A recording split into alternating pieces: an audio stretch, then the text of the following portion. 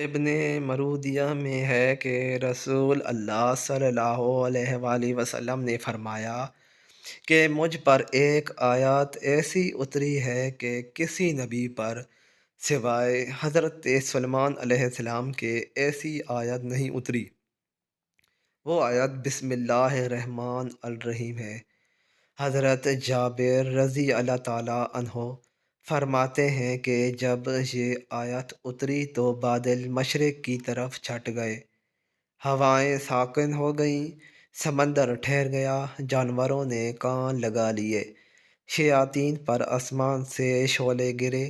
پروردگار نے اپنی عزت و جلال کی قسم کھا کر فرمایا کہ جس چیز پر میرا نام لیا جائے گا اس میں ضرور برکت ہوگی۔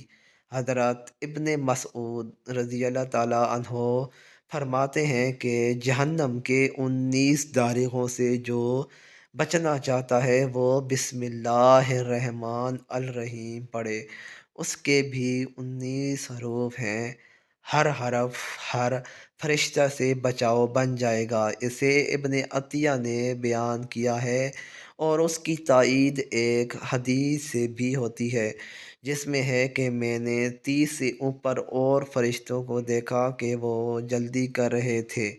یہ حضور صلی اللہ علیہ وآلہ وسلم نے اس وقت فرما دیا تھا جب ایک شخص نے ربنا لک الحمد حمدا کثیرا طیبا مبارکا فیہ پڑھا تھا۔ اس میں بھی 30 سے اوپر حروف ہیں، اتنے ہی فرشتے اترے۔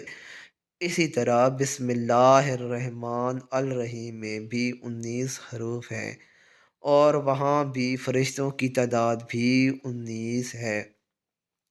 مسند احمد میں ہے کہ آن حضرات صلی اللہ علیہ وآلہ وسلم کی سواری پر آپ کے پیچھے جو صحابی سوار تھے ان کا بیان ہے کہ حضور اکرم صلی اللہ علیہ وآلہ وسلم کی اونٹنی ذرا پھسلی تو میں نے کہا شیطان کا ستیہ ناس ہو۔